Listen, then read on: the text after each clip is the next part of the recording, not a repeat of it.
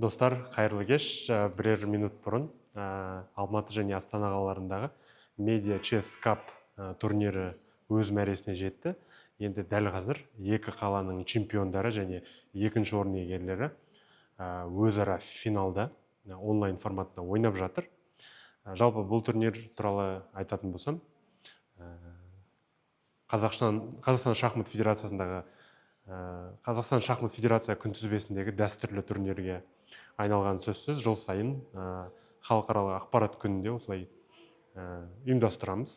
Жыл сайын қатысушылар саны, ойын сапасы өсуде. Бізді әрине жайт қуантады. Сондықтан келесі жылы да осындай қызықты партиялардың куәсі болатынына сеніміміз мол.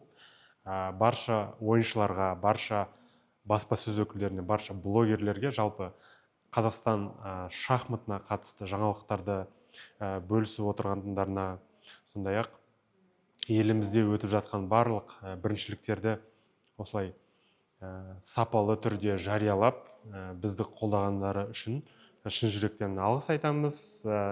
Келер жылы әртүрлі жобалармен, жеңістермен қуантатынымыз үлкен үміт күттіреді. Сондықтан сіздердің қолдауларыңызбен Қазақстан шахматизациясы одан сайын өрлей түсетініне үмітіміз мол. Көп рахмет сіздерге.